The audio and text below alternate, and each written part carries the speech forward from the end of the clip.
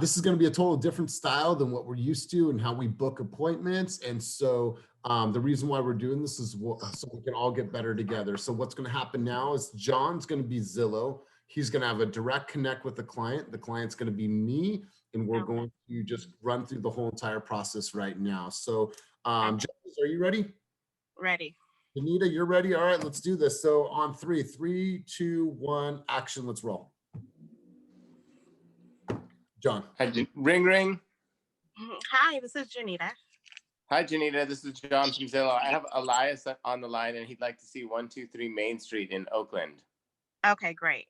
Okay, I'll connect you now. Ding. Hello. Hello. Hi, Elias. How are you? I am good. How are you? Who's this? This is Janita from eXp Realty. How are you today? I'm really well. Great. Oh my gosh. So I see that you want to set up an appointment to view 123 Main Street in Oakland. That's right. Great. I would love to assist you with that. I'm going to go ahead and pull that property up. Okay. What have you looked at are you looking at other properties with another agent? No, not quite yet. We just started this process. Okay.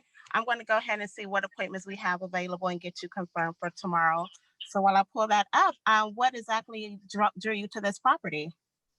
We just love the Laurel. We been looking for a house there, and we love that area of Oakland. It's beautiful.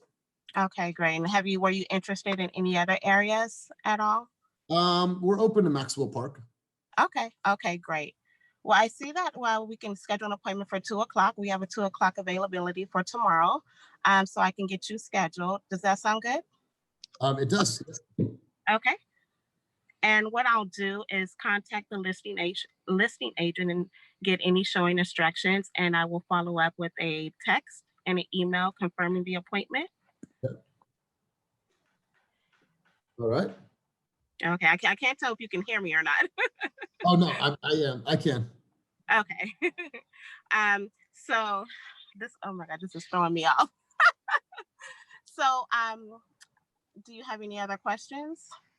So that property is listed at 900,000. Do you think it's going to sell for over? Well, what I can do is pull up the comps in the neighborhood. That when we pull up the comps in the neighborhood, that gives us a better idea of what the market is like in that neighborhood, what things are going for, and we'll be able to tell that way. Okay. And then do I need to bring a pre-approval? Well, are you pre-approved? No. Okay. Oh, Elias, you're throwing me off. Okay, well, the first thing we want to do is get you pre-approved. I can set you up with an appointment to view this property. And then I have a lender I can refer you to to get you started with the pre-approval process. Okay.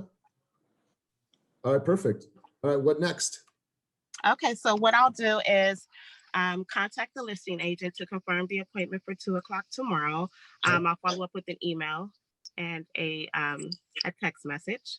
Okay. And do you have any other questions for me? No, that's it for me. Okay, so just to give you a heads up, Zillow will be reaching out in 24 to 48 hours with a survey confirming if you received 5-star service today. So if you can share that, that would be great. Okay. All right. Okay. Well, I will talk to you soon. Okay. All right. Perfect. Okay. All right. Let's cut.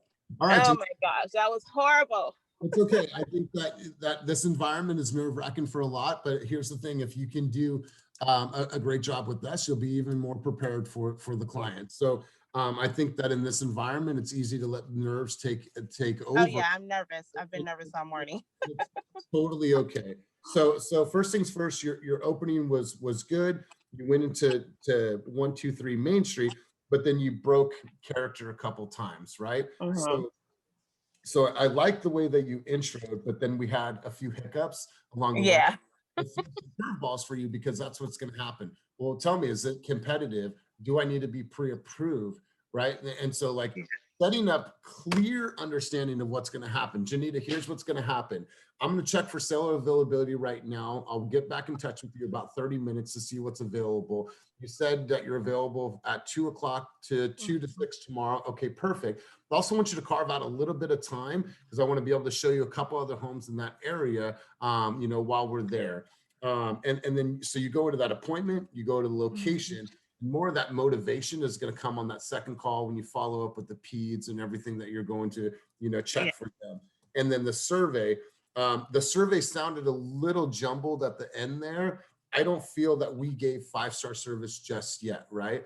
We have to, there was a little unclarity in the presentation, but once again, there was nerves.